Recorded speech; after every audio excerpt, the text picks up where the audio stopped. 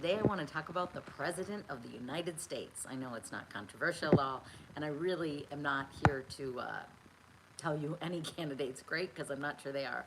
But I was thinking about last night, president. Do you want to run for president? And when I was 15 or 16, I was in a Miss Richfield candidate, and one of the questions we had to answer was, what will you be when you grow up? And I said, the first female president of the United States. And I meant it with all my being. No knowledge about being president, but I just meant it. I just thought, I want to be president of the United States. I want to be the first female president of the United States. But today, no thank you. Too much pressure. Too many people hate you. Too many things that no matter, even if you are well-intended, people pick them apart. You can't win. Somebody said to me, do you mind if half the people in the world hate you? How would that feel? How would you move forward if half the people or more hated you? Like, that would be horrible. So I was thinking about, first of all, what do you think about voting for the third party?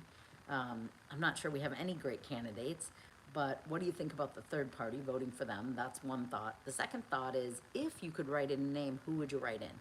And though I don't know a lot about Colin Powell, I just thought of him. I don't know why, but he seemed calm and confident and clear and able to manage many things. And honestly, I don't know if he's a Republican or a Democrat, so shame on me. I should have looked that up, but that was my thought, is like, who would you write in? Is it yourself? Would you want to run the country? What a responsibility. What pressure? And can you remain calm under pressure? And do you have a plan? I mean, we need a plan whether we're running a church or we're running a business or we're running a family. We need a plan, and we need to be able to be calm under pressure. I remember when Matthew was 5, a pole went into his head and it pulled back his skin to his skull. You could see the bone. It was horrible. He ended up with 41 stitches, and blood was gushing everywhere as it does from a head. And I was a young mom. But in that moment, what I also remember is I remained calm in the crisis and in the blood and in the mess. And I thought, that's what we need, is we need calm confidence and compassion for our country, to have a great leader that truly cares about the country, but also is calm, but also is strong, has strength, and can lead with a plan. And so that's what's on my mind this morning. So I'd love in the comments if you'd tell me, would you run for president? If not, who would you love to see run for president and why? And maybe even share like a situation in your life where there was a crisis, and how did you remain calm? I remember after Matthew got 41 stitches and the blood, and I had to hold a towel there and blood was everywhere. I remember I waited till he went to bed that night, and then I just cried. I was just like, oh my gosh, that was so horrible.